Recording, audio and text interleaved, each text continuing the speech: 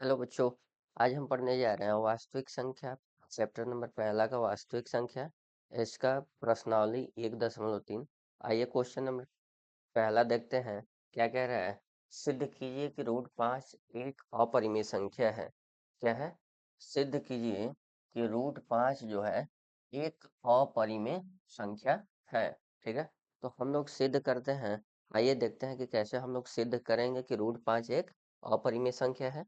ठीक है, तो यहाँ पर देखिए हम लोग क्या करते हैं। यहाँ पर सबसे पहले लिखते हैं कि अगर ये रूट 5 को बोल रहा है कि अपरिमेय संख्या है, तो हम लोग क्या करेंगे? इसके विपरीत मानेंगे। ठीक है, इसके विपरीत हम लोग मानेंगे कि रूट 5 एक परिमेय संख्या है। ठीक है, तो हम लोग लिखेंगे इसके विपरीत रूट 5 एक, लिख लेते हैं माना कि, ठीक है, इसके विपरीत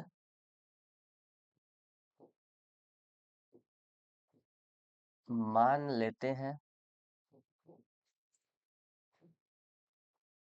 कि रूट 5 एक परिमेय संख्या है।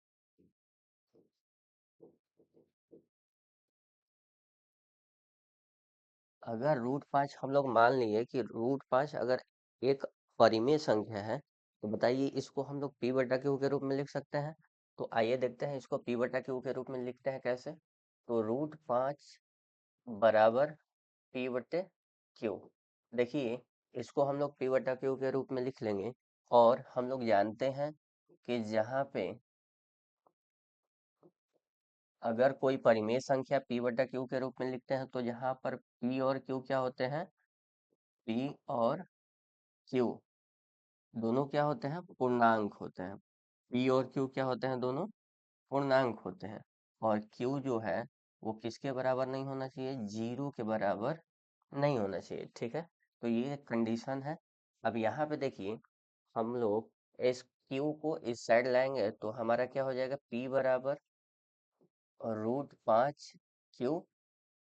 ठीक, अब इसमें हम लोग क्या करेंगे? दोनों तरफ गुना करेंगे। ठीक है, तो लिखेंगे दोनों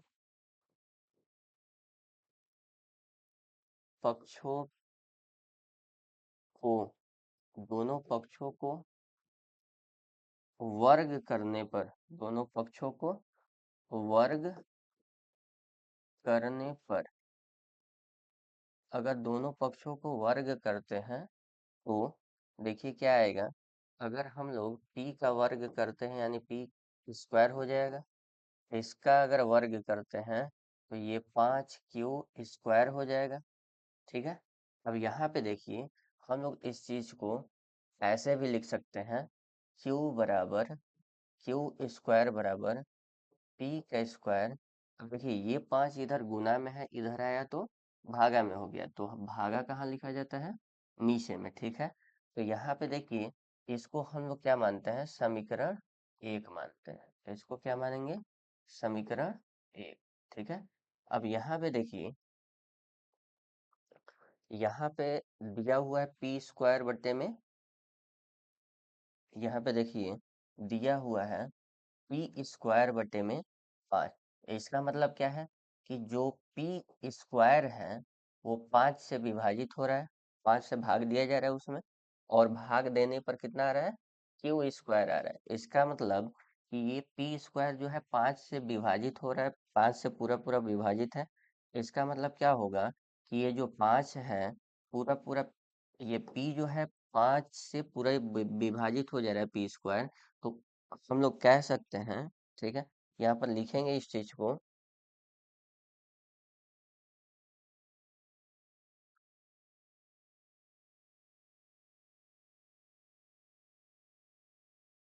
पी स्क्वायर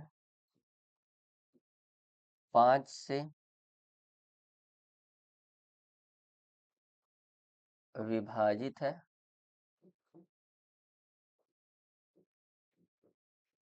तो अगर ये पी स्क्वायर जो है वो अगर 5 से विभाजित होगा, ठीक, ये पी स्क्वायर अगर 5 से विभाजित होगा, तो हमारा पी भी जो है वो भी क्या होगा? 5 से विभाजित होगा। ठीक है, तो हमारा जो P है, तो P भी 5 से विभाजित होगा। ठीक है, देखिए अब अगर ई भी 5 से विभाजित है, ठीक है, तो इसके आगे देखते हैं कि हम लोग अब इसको देखिए, अगर मान लीजिए यहाँ पे p जो है 5 से विभाजित हो रहा है, ये p जो है अगर 5 से विभाजित है, ठीक है, p क्या है, 5 से विभाजित है, इसका मतलब ध्यान दीजिए कि ये 5 कितने बार में p को विभाजित कर रहा है। तो जैसे देखिए अगर ये 6 है, तो 6 2 से विभाजित है, और 2 से विभाजित है इसका मतलब क्या है, ये 3 बार में विभाजित है। 2 से 6 कितने बार में विभाजित है, 3 बार में। इसका मतलब ध्यान दीजिए, अगर कोई संख्या ऐसे ही दिया है, ठीक है, तो जैसे यहाँ पे मान लेते हैं कि कोई 30 संख्या है, p के जगह पर हम लोग क्या मान लिए, 30, और यहाँ पर 30 क्या है, 5 से विभाजित है, 30 क्या है, 5 से विभाजित है। इसका मतलब कि यहाँ पे कुछ ना कुछ होगा, जितने बार में ये 30 क्या होगा, 5 से विभाजित होगा, कितने बार में विभाजित होगा, 6 बार में। तो हम लोग उसी चीज को यहाँ पे मानने वाले हैं। ठीक है, देखिए अभी यहाँ पे समझ में आएगा कि हम लोग क्या बता रहे हैं। तो यहाँ पे देखिए हम लोग क्या करेंगे, यहाँ पे लिखेंगे माना, ठीक है, माना कि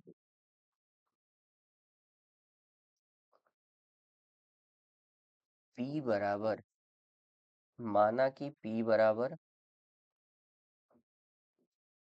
5c है, माना कि p बराबर 5c है। ठीक है, अगर p बराबर हम लोग 5c मानते हैं, कैसे मानते हैं कि अगर यहाँ पे p जो है, ध्यान दीजिए p जितना अभी दिखा है कि 30 जो है वो 5 और c ऐसे दिया हुआ है, इसका मतलब इसके इसके जगह पर क्या है, p बराबर 5c ऐसे समझिए। तो p की जगह पर हम लोग क्या लिए, 30, और 5 की जगह पर 5 है, c की जगह पर c ले लिए। अब देखिए यहाँ पे 5 से 30 क्या बार में विभाजित होगा, 6। इसका मतलब ये जो c लिए हैं हमारा, ये क्या है, इसमें गुना करने पर क्या आ जाएगा, हमारा 30 आ जाएगा। उसी तरह देखो 30 से 5 में गुना करने पे हमारा क्या आ जाएगा, p आ जाएगा। ठीक है, तो यहाँ पे हम लोग क्या लिए, p जो है 5 से विभाजित है, इसका मतलब जितने बार में विभाजित होगा वो क्या है, c है हमारा। तो c से गुना करने पे 5 में क्या आ जाएगा, हमारा p आ जाएगा। ठीक है, तो देखिए यहाँ पे हम लोग क्या करेंगे, इसको लिखेंगे। ठीक है, मान लेते हैं कि p बराबर क्या हो जाएगा, 5c है। ठीक है, तो देखिए यहाँ पे p बराबर 5c हो गया, तो हम लोग क्या करेंगे, यहाँ पे p का मान यहाँ पे रख देंगे समीकरण 1 में। p का मान हम लोग क्या करेंगे, समीकरण 1 में रख देंगे। तो यहाँ पे लिखेंगे p का मान समीकरण 1 में रखने पर, ठीक है, p का मान समीकरण 1 में रखने पर क्या आता है, तो यहाँ देखिए क्यू स्क्वायर बराबर p का मान हम लोग रखे हैं 5c, और उसके जगह पर क्या हो जाएगा, स्क्वायर बट्टे में 5। देखिए अगर इसको हम लोग लिखना चाहें तो क्यू स्क्वायर बराबर 5 का स्क्वायर 25 हो जाएगा, और सी का स्क्वायर हो जाएगा, और 5 नीचे में। देखिए 5 से 25 कितने बार में, 5 बार में।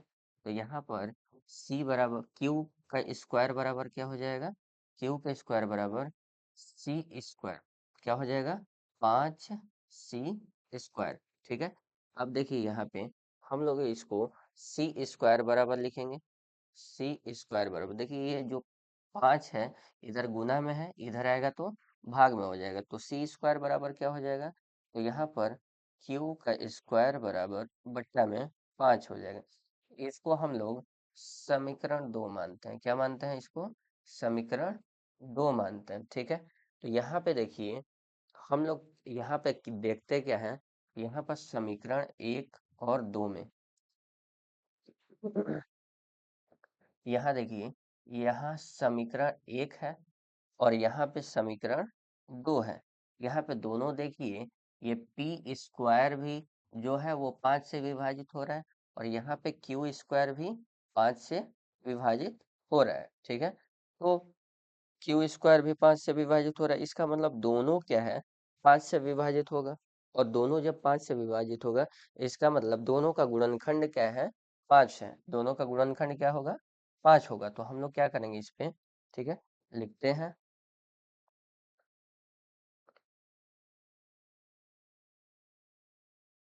तो यहाँ पे लिखेंगे हम लोग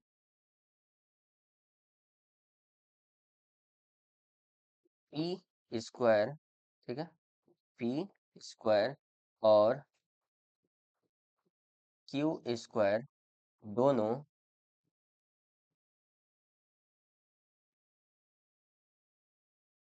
5 से विभाजित, 5 से विभाजित हो रहे हैं, अर्थात 5 दोनों का गुणनखंड है, 5 दोनों का गुणनखंड है। ठीक है, तो अगर 5 दोनों का गुणनखंड है तो हम लोग कह सकते हैं, ठीक है, तो हम लोग क्या कह सकते हैं कि हम लोगों ने क्या माना था कि ये मान लेते हैं कि √5 एक परिमेय संख्या है। अगर परिमेय संख्या है तो यहाँ पे देखिए, ये जो है पी और क्यू का जो पी और क्यू के बीच में जो आता है HCF, वो कितना होना चाहिए, 1 होना चाहिए। पी और क्यू के बीच में जो HCF आता है वो क्या होना चाहिए, 1 होना चाहिए। ठीक है, तो यहाँ पे देखिए, हम लोग क्या करते हैं, यहाँ पे अगर अगर √5 परिमेय संख्या है, परिमेय संख्या होता तो पी और क्यू का HCF 1 होता। यहाँ 1 होता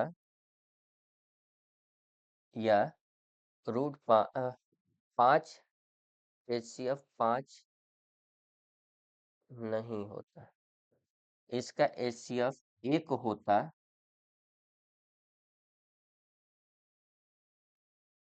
5 नहीं होता। ठीक है, 1 होता, इसका HCF 5 नहीं होता, इसका, ठीक है, इसका HCF 5 नहीं होता। ठीक है, अतः यहाँ पे लिखना, इसके नीचे लिखना, अतः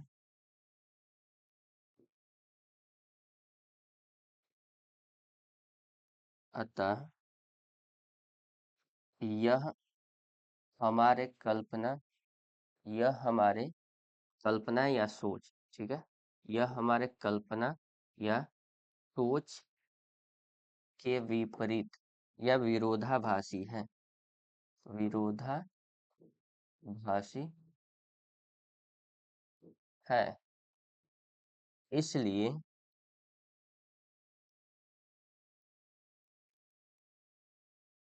इसलिए हम कह सकते हैं कि हम कह सकते हैं कि √5 एक अपरिमेय संख्या है। ठीक है, तो यहाँ देखिए, हम लोग सिद्ध कर दिए कि √5 क्या है, एक अपरिमेय संख्या है। ठीक है, इसको उतार लीजिएगा। उतारने के बाद यहाँ देखिए, अब क्वेश्चन नंबर दूसरा देखते हैं। क्वेश्चन नंबर दूसरा क्या कहता है? क्वेश्चन नंबर दूसरा कह रहा है कि यहाँ पर इसका थीम चेंज कर देते हैं। देखिए, इसमें सिद्ध करना है हमें, ठीक है। इसमें सिद्ध क्या करना है? तो इसमें दिखाना है हमें कि 3 जोड़ 2√5 एक अपरिमेय संख्या है। तो आइए हम लोग इसको सिद्ध करते हैं। तो देखिए, हम लोग क्या करेंगे, इसको पहले लिखेंगे, माना कि ऐसे लिखते हैं पहले, ठीक है। इसके विपरीत, इसके विपरीत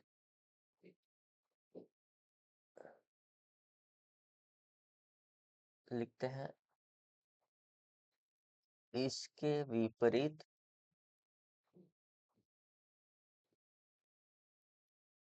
मान लेते हैं, मान लेते हैं कि 3 जोड़ 2√5 एक अपरिमेय संख्या है, ठीक है। अगर ये मान लिए कि हम लोग 3 जोड़ 2√5 एक अपरिमेय संख्या है, तो हम लोग लिख सकते हैं कि 3 जोड़ 2√5 बराबर P/Q। और जहाँ पर P बराबर P और Q दोनों क्या होंगे? पूर्णांक होने चाहिए, ठीक है। जहाँ पर P और Q क्या होंगे? दोनों पूर्णांक होंगे, और Q बराबर 0 नहीं होगा, ठीक है। अब यहाँ देखिए, हम लोग इसको P/Q के रूप में मान लिए, तो हम इस Q को इस साइड लाएंगे तो क्या हो जाएगा? यहाँ पे देखिए, P बराबर हमारा ब्रैकेट में 3 जोड़ 2√5 और इधर Q हो जाएगा, ठीक है। तो यहाँ पे हम लोग क्या करते हैं, दोनों तरफ वर्ग करते हैं, ठीक है। तो लिखेंगे, दोनों पक्षों का वर्ग करने पर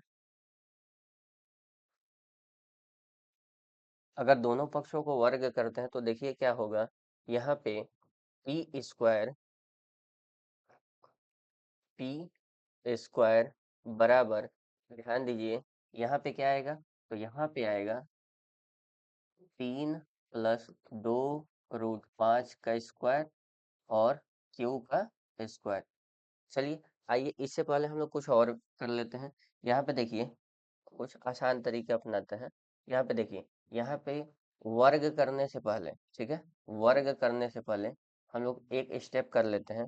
यहाँ पे देखिए, हम लोग क्या करेंगे, ये जो P/Q है, ठीक है, इस 3 को, ये देखिए, ये 3 जो है इधर प्लस में है, तो इस साइड लाएंगे तो किस चीज में हो जाएगा? माइनस में हो जाएगा। तो हम लोग इसको लाएंगे, यहाँ पे क्या बचेगा? 2√5, और इधर क्या हो जाएगा? P/Q -3, ठीक है। इसके नीचे देखिए कुछ नहीं है, इसका मतलब क्या छिपा है? 1, ठीक है। तो इसको हम लोग ऐसे लिख सकते हैं, ठीक। इसको क्या लिख सकते हैं? तो 2√5 बराबर, यहाँ पे लिखते हैं, 2√5 बराबर, ये देखिए, इसको करेंगे हम लोग, तो P-3Q/Q, ठीक है। अब यहाँ पे देखिए, ये दो जो है गुणा में है, दो जो है √5 के साथ गुणा में है। तो हम लोग क्या करेंगे, यहाँ पे इधर लाएंगे तो भागा में हो जाएगा। तो √5 बराबर क्या लिखेंगे? P-3Q, और ये भागा में आएगा यानी नीचे में आ जाएगा, तो इतना हो जाएगा, ठीक है। तो हम लोग यहाँ पे देखिए, हम लोग लिखेंगे यहाँ पे, देखिए यहाँ पे लिखेंगे P-3Q बट्टे में 2Q एक परिमेय संख्या है, एक परिमेय संख्या है, और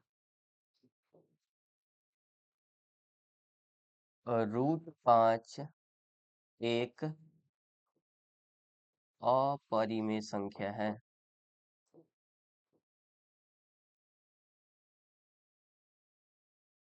ठीक है। तो √5 क्या है? एक अपरिमेय संख्या है। अब देखिए यहाँ पर हम लोग क्या लिखेंगे, यहाँ पर लिखेंगे कि कभी, देखिए परिमेय संख्या बराबर, परिमेय संख्या बराबर कभी भी अपरिमेय संभव नहीं है। अपरिमेय संख्या बराबर अपरिमेय संख्या असंभव है, असंभव है।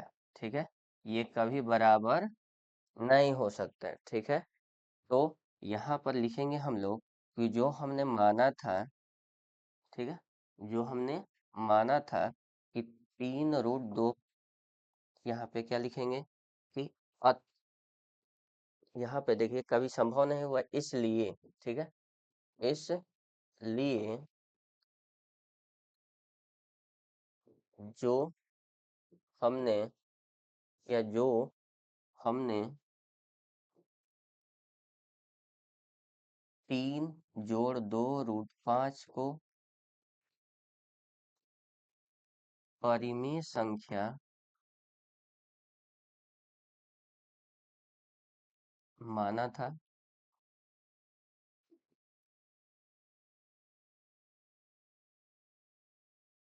वह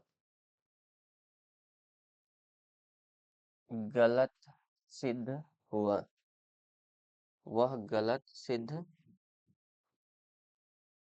हुआ। अतः लिखेंगे, अतः यह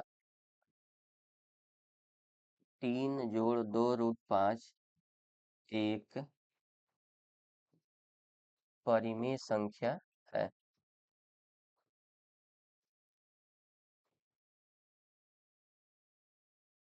ठीक है, ये दूसरा क्वेश्चन सिद्ध हो गया। यहाँ पे देखिए इसको, ये जो है, ये 3 + 2√5 एक परिमेय संख्या, अपरिमेय संख्या सिद्ध हो गया। ठीक है, तो यहाँ पे क्या करिएगा, क्वेश्चन नंबर तीसरा, क्वेश्चन नंबर तीसरा देखते हैं। क्वेश्चन नंबर तीसरे का पहला जो दिया है, ये भी सिद्ध करना है कि ये जो संख्याएं हैं वो कैसी हैं, तो अपरिमेय संख्या है। कैसी हैं? ये अपरिमेय संख्या है। ठीक है, हमें सिद्ध करना है कि ये अपरिमेय संख्या है। तो देखिए आइए हम लोग कैसे सिद्ध करते हैं। यहाँ पे सबसे पहले हम लोग मान लेते हैं, ठीक है, कि इसके विपरीत, इसके विपरीत मानते हैं, इसके विपरीत मान लेते हैं, मान लेते हैं कि 1/√2 जो है एक परिमेय संख्या है। ठीक है, तो अगर ये परिमेय संख्या है तो हम लोग क्या लिख सकते हैं इसको, कि 1/√2 बराबर P/Q। जहाँ क्या होगा, तो जहाँ पर क्या होगा, तो यहाँ पर लिखेंगे हम लोग, जहाँ P और Q क्या होंगे, P और Q दोनों पूर्णांक होंगे, और Q बराबर 0 नहीं होगा। ठीक है, अब यहाँ पे देखिए हम लोग लिखेंगे इसको, इसको गुना करते हैं तो क्या आएगा, तो यहाँ पर देखिए, यहाँ पर गुना करेंगे तो तिरछा तिरछे गुना कर देते हैं, तो यहाँ पे आ जाएगा √2 P बराबर Q। ठीक है, अब ये देखिए यहाँ पे हम लोग क्या करेंगे, लिखेंगे दोनों पक्षों को, दोनों पक्षों को वर्ग करने पर, वर्ग करने पर, ठीक है, दोनों पक्षों को अगर वर्ग करते हैं तो हमारा, देखिए इधर 2p² आ जाएगा और इधर क्या आ जाएगा, q²। अब यहाँ पे देखिए, अगर इस दो को हम लोग ले जाते हैं इधर साइड तो क्या आएगा, यहाँ पे देखिए, यहाँ पे लिखेंगे हम लोग p² बराबर q² बटे में 2। इसको हम लोग समीकरण 1 मानते हैं, समीकरण 1। ठीक है। अब यहाँ पे हम लोग लिख सकते हैं कि ये देखिए, यहाँ पे जो दिया है ये q² बटे में 2, ये q² बटे में जो 2 दिया है, इसका मतलब क्या होता है कि ये q² जो है वो 2 से विभाजित है। q² क्या है, 2 से विभाजित है। इसलिए हम लोग यहाँ पर इस चीज को लिखेंगे, इस चीज को यहाँ पर लिखते हैं कि q² 2 से, q² 2 से विभाजित है, तो q भी 2 से विभाजित होगा। ठीक है। अगर q² 2 से विभाजित है तो q भी क्या होगा, 2 से विभाजित होगा। ठीक है। अब यहाँ पे देखिए, यहाँ पे जो है, ठीक, अब यहाँ पे ध्यान दीजिएगा कि यहाँ पे दोनों ये q² जो है 2 से विभाजित है तो q भी 2 से विभाजित होगा। अब यहाँ पे देखते हैं कि p कैसे विभाजित होगा। तो यहाँ पे हम लोग लिखेंगे, माना कि,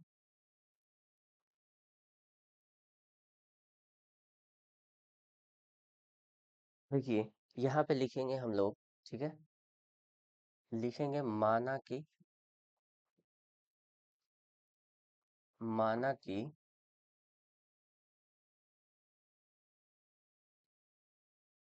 q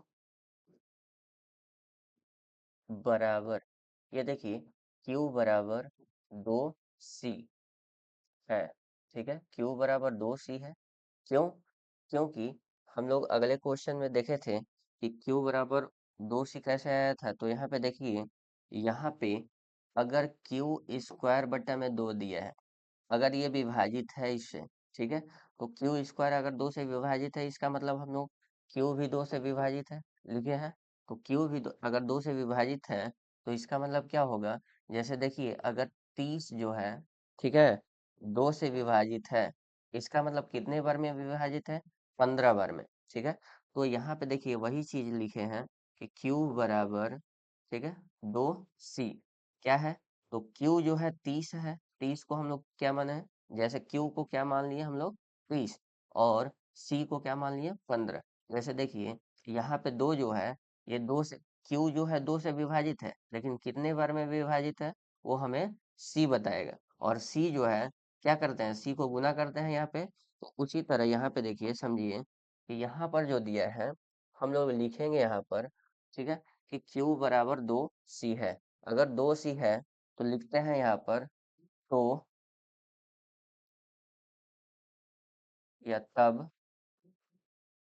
q का मान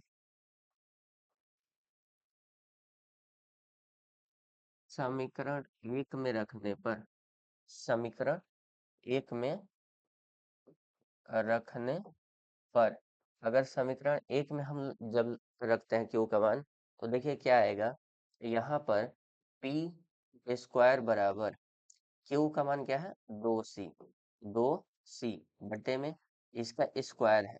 ठीक है, ये स्क्वायर है q का, तो स्क्वायर बटे में 2। अब यहाँ पे देखिए, इसको हम लोग क्या लिखेंगे, तो p² बराबर, ये 2 का स्क्वायर 4 हो जाएगा, c का स्क्वायर c², और यहाँ पे 2, 2 से 4 कटेगा 2 बार में, कितना आ जाएगा, तो यहाँ पे देखिए p² बराबर 2c²। अब यहाँ पे क्या आएगा, तो यहाँ पे देखिए 2c²।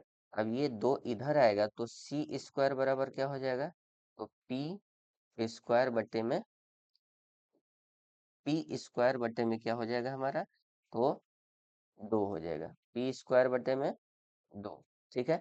अब p² यहाँ पे देखिए, फिर से ये एक चीज आ गया, यहाँ पे हम लोग लिखेंगे समीकरण 2, लिख लेंगे समीकरण 2। अब यहाँ पे ध्यान दीजिएगा, ये जो है, यहाँ जो आया है, यहाँ पर पी स्क्वायर बटे में 2 दिया है, इसका मतलब क्या है कि ये पी स्क्वायर जो है 2 से विभाजित है। अब जब पी स्क्वायर 2 से विभाजित है, तो हम लोग कह सकते हैं, यहाँ पर लिख सकते हैं कि पी जो है, पी स्क्वायर 2 से विभाजित है। अगर पी स्क्वायर 2 से विभाजित है, तो पी भी 2 से विभाजित होगा। ठीक है, अगर P 2 से विभाजित होगा, इसका मतलब क्या होगा?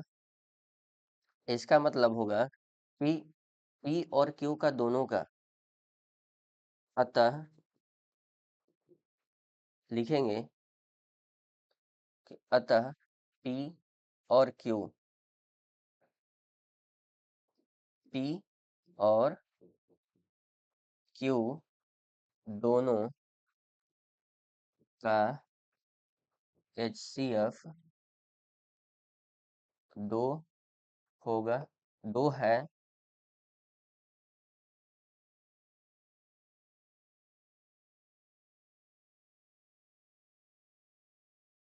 इसका HCF कितना है? 2 है।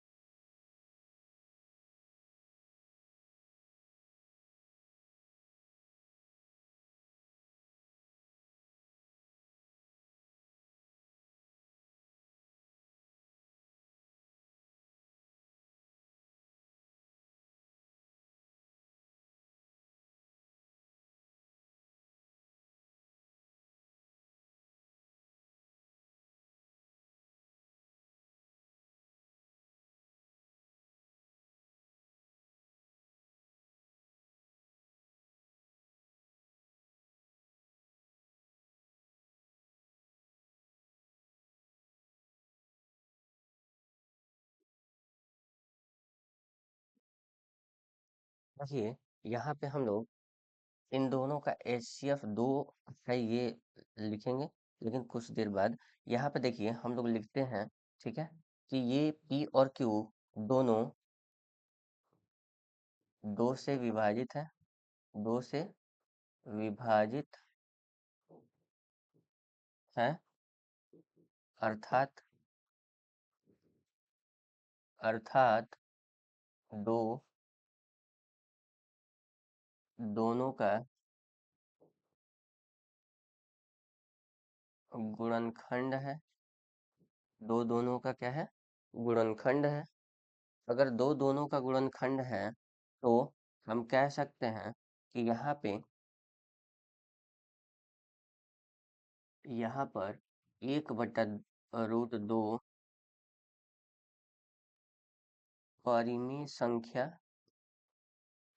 परिमेय संख्या नहीं है, क्योंकि अगर परिमेय संख्या होता, क्योंकि इसका HCF, क्योंकि HCF एक नहीं है, इसका HCF, इसका HCF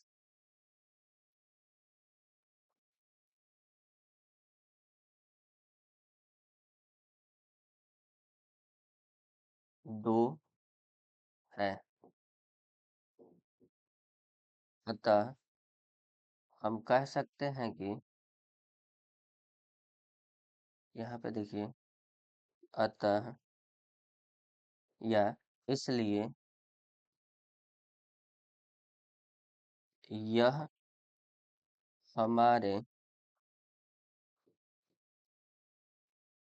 सोच यह हमारे सोच के विरोधाभासी है, यह हमारे सोच का विरोधाभासी है।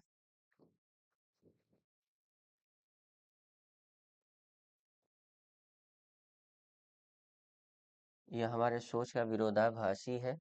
ठीक है।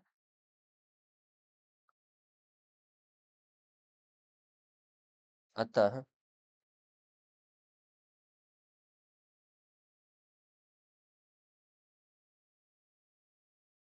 अतः एक बटा रूट 1/√2 एक अपरिमेय संख्या है। ठीक है, अपरिमेय संख्या है। ठीक है, देखिए ये सिद्ध हो गया। अब हम लोग क्वेश्चन नंबर इसका दूसरा पढ़ते हैं। क्वेश्चन नंबर दूसरा पढ़ते हैं इसका। ठीक है, क्वेश्चन नंबर दूसरा में क्या कह रहा है कि 7√5, 7√5। देखिए हम लोग क्वेश्चन नंबर दूसरे को दूसरे स्लाइड पर लेते हैं। तो यहाँ पर 7√5 को सिद्ध करना है। 7√5 को हमें सिद्ध करना है। ठीक है, कि ये कितना है, तो ये हमारा एक अपरिमेय संख्या है। तो हम लोग लिखेंगे यहाँ पे कि इसके विपरीत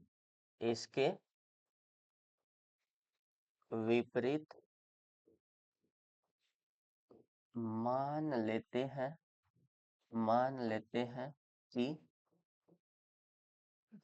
7√5 एक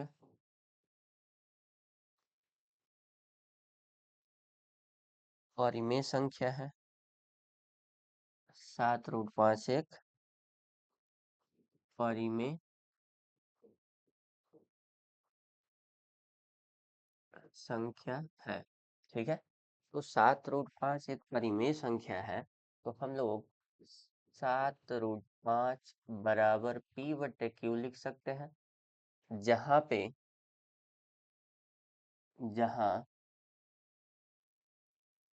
P और Q दोनों क्या है, पूर्णांक होंगे। P और Q दोनों क्या होंगे, पूर्णांक है। और Q बराबर 0 नहीं है। ठीक है, तो हम लोग यहाँ पर क्या करेंगे, यहाँ Q से, अब देखिए यहाँ पर 7 जो है वो गुना में है, इस साइड 7 क्या है, गुना में है। तो हम लोग इसको क्या करेंगे, इस साइड लाएंगे और वो भाग में हो जाएगा। तो हम लोग क्या करेंगे यहाँ पे, तो देखिए यहाँ पर √5 बराबर P/7Q हो जाएगा। ठीक है, अब देखिए यहाँ पर हम लोग लिख सकते हैं कि, देखिए यहाँ पर लिखेंगे हम लोग कि P/7Q एक परिमेय संख्या है और √5 एक अपरिमेय संख्या है। ठीक है। अब देखिए, रूट 5 एक अपरिमेय संख्या है, तो यहाँ पे बताइए, क्या कभी परिमेय संख्या बराबर अपरिमेय संख्या हो सकता है? लिखेंगे परिमेय संख्या बराबर अपरिमेय संख्या, अपरिमेय संख्या असंभव है, अपरिमेय संख्या असंभव है। ठीक है। देखिए, कभी भी परिमेय संख्या बराबर अपरिमेय संख्या नहीं हो सकता है। ठीक है। तो अगर हमारा देखिए, अगर हमारा रूट 5 जो है, ठीक है, अगर हमारा रूट 5 जो है, अगर अपरिमेय संख्या है, तो हमारा p/7 क्यों भी क्या होगा? अपरिमेय संख्या होगा। जो हमने माना था कि ये जो संख्या है, ये, ठीक है, ये कैसा है? इसका मतलब ध्यान दीजिए, ये जो संख्या है वो अपरिमेय संख्या है। तो अपरिमेय संख्या है, जो हम लोग माने थे कि ये क्या है, 7√5 जो है परिमेय संख्या, वो इसका मतलब कैसा संख्या होगा? अपरिमेय संख्या होगा। ठीक है। तो हम लोग यहाँ पर लिखेंगे कि अगर ये ऐसा संभव नहीं है, तो लिख सकते हैं हम लोग कि हमने जो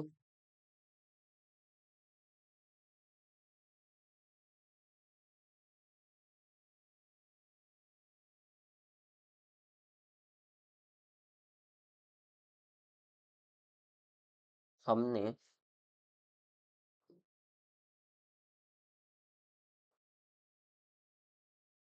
हमने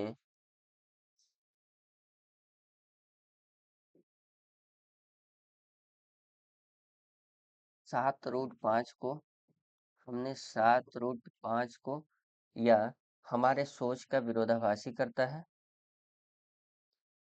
हमने माना था, हमने माना कि यह हमारे, हमने माना कि क्या, तो ये जो है, यह हमारे सोच का, माना कि यह हमारे सोच का या सोच के विरोधाभासी करता है, विरोधाभासी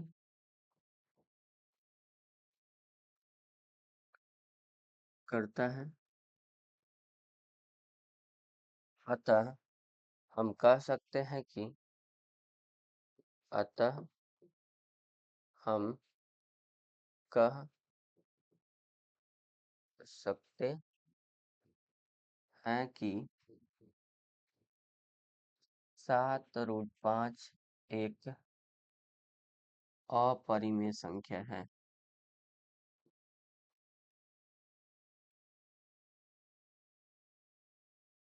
ठीक है।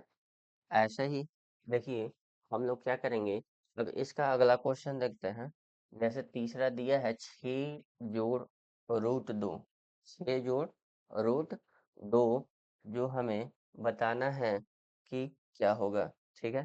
तो देखिए, यहाँ पर हम लोग 6 जोड़ रूट 2 जो है, वो इस क्वेश्चन पे बनेगा। ये क्वेश्चन नंबर दूसरा। ठीक है, क्वेश्चन नंबर दूसरा।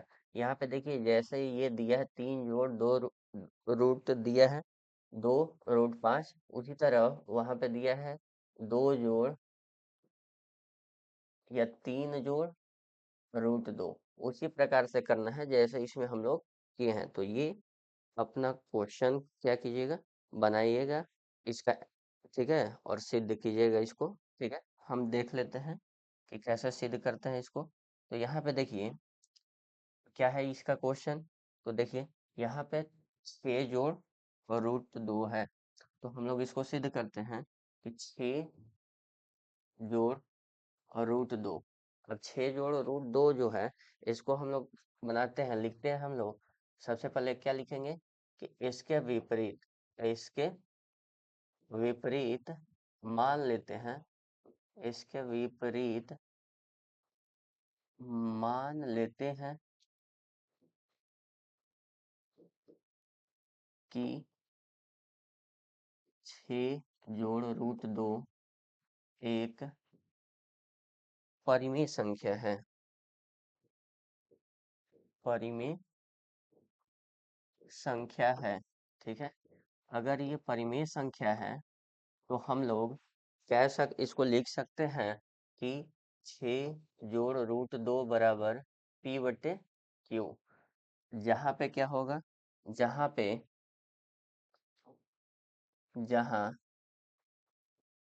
P और Q क्या होगा, P और Q पूर्णांक संख्या होगा दोनों, P और Q पूर्णांक होगा और Q बराबर 0 नहीं होगा, ठीक है। अब देखिए यहाँ पे क्या है, ये 6 जो है वो जोड़ में है, अगर इस साइड लाएंगे तो क्या हो जाएगा, घटाव में। तो यहाँ पे हम लोग क्या करेंगे, इसको इस साइड लाकर घटाते हैं, तो इधर क्या बचेगा, रूट 2, और इधर क्या हो जाएगा, P/Q माइनस में 6। अब देखिए यहाँ पे रूट 2 बचा और इधर क्या बचेगा, तो P माइनस, ठीक है, 6Q बटे में Q। अब देखिए यहाँ पे इधर साइड में रूट 2 है और इधर साइड में ये है, तो हम लोग लिख सकते हैं कि ये P जो है,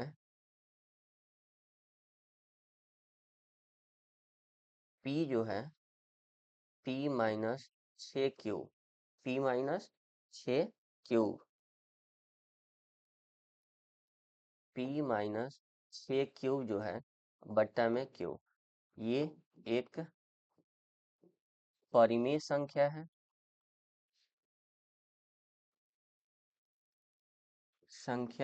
है, और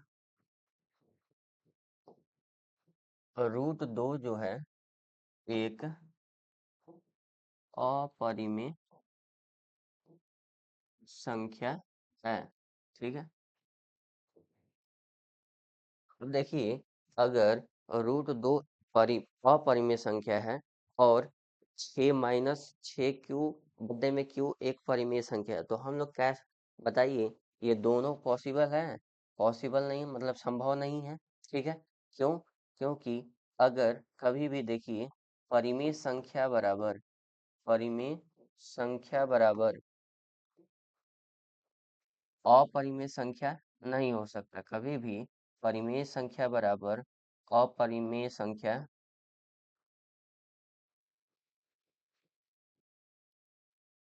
असंभव है, ठीक है।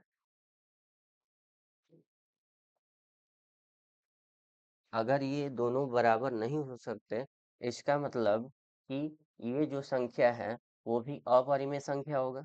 इसका मतलब कि P माइनस 6Q बटे में Q भी अपरिमेय होगा। तो तो यह हमारे यह हमारे सोच का विरोधाभासी है। यह हमारे सोच का विरोधाभासी है। अतः अतः